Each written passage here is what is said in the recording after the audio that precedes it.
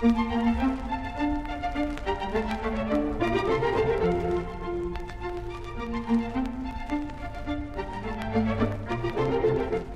super flexi-disc is a gift to you from Horse and Pony magazine.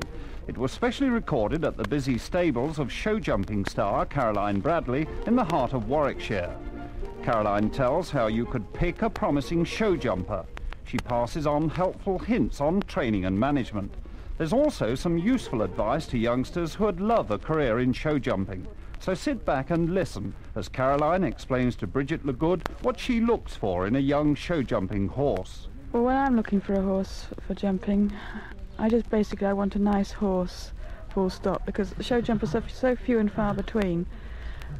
Okay, I look for one that I think might be a jumper, but the chances of it actually making one are very slim. So I want a horse that is capable of doing another job apart from jumping. In other words, it can go eventing, hunting. But so it's got to be, first of all, it's got to be just a nice type of horse, big enough, enough breeding about it for it to be capable of doing any of those jobs, and it's got to be sound and good feet, obviously, you know. Are there any particular faults in conformation or problems that a horse would have that you'd say, no, that one's not for me, it'll never make it? I steer clear of any problem that is going to be a weakness. You know, if you've got a conformation fault such as upright parsons, it's going to be a weakness, and you don't want an unsound horse. And how important is the horse's temperament for the job? Oh, I mean, that is the deciding factor almost. You can have two horses with equal amount of ability, but one might try for you for 15 years and break its heart to do the job, and the other just couldn't care less, you know, and you know which one you want. And how much time do you actually spend yourself on the preparation of your jumpers, the novice classes, fox hunter classes, that sort of thing? The time is very difficult to weigh up because some horses come quickly and others don't. But all that work I either do myself or supervise it. If that is done correctly, you'll have a good jumper and a level-headed horse for the whole of its life. If that is done badly, you're always going to have a problem.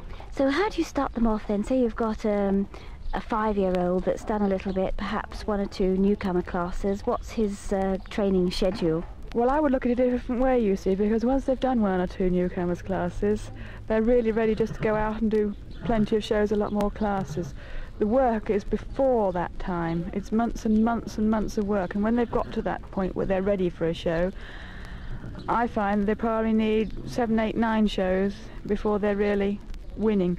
I think they're very slow at that point. A lot of people have their horses out and winning the first few times, but it does ours seem to go out and, okay, they might get place because they're jumping slow clears, but we don't seem to be very high up to start with it. Because I don't like going fast against the clock early on. I like to get the horses in a rhythm and a nice way of going, but as far as going against time, that doesn't enter into it. Let's talk a little bit about the pressures which the horses are subjected to. I mean, obviously they can't tell us how they feel, although one can get a general idea of whether their ears are back, whether the coat is dull and all that sort of thing. But what are the sort of pressures that they're subjected to? I always think a show jumper is a freak. I mean, to want to keep going out and clearing fences, there's got to be something either a bit odd or a bit special about them. I think that the pressures are really that when they get to big classes that you feel they're ready to win, you are asking them to jump, well, to put a lot of physical effort into it because you're asking them to jump big fences.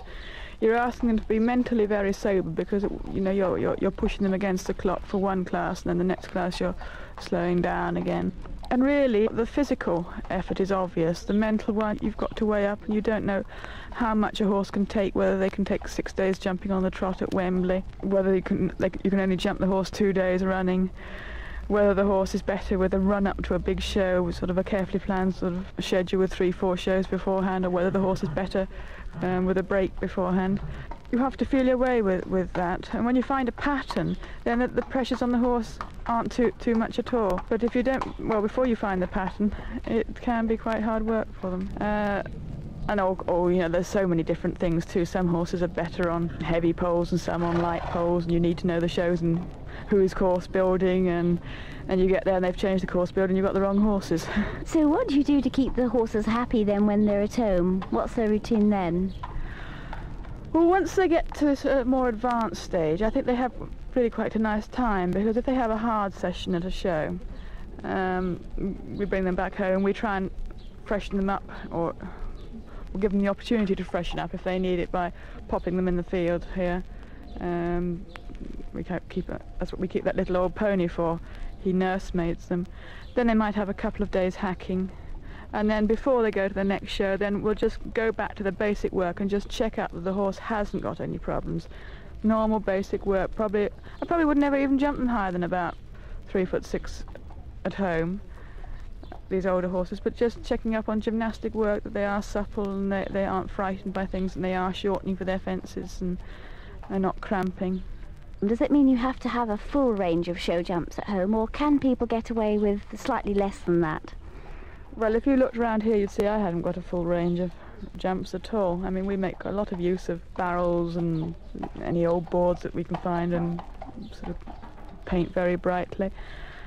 I think anybody can use just a little bit of common sense and a bit of imagination and make themselves sufficient fences from very little material. So what would your advice be then to a young rider who has a comparatively novice horse and would like to take show jumping seriously? What should he or she do? I think one of the main things is not to rush, just to take time. One thing that always annoys me a little bit, you hear people say, oh, he jumps the bigger fences better than the smaller fences.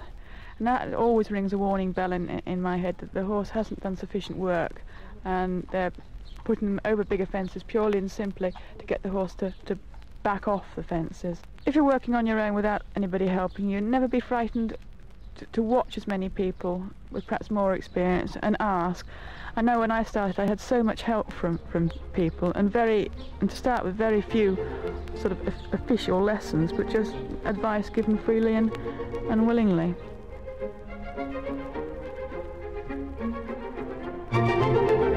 Well, I hope you enjoyed that interview with Caroline as much as I did. She really did give us some super tips. And the fun continued for all of us here at Horse and Pony as we put together a great competition all about Caroline and her horses. You'll find all the details inside the magazine. We've also planned some fabulous features and lots of surprises for you, so why not join us every fortnight? See you then.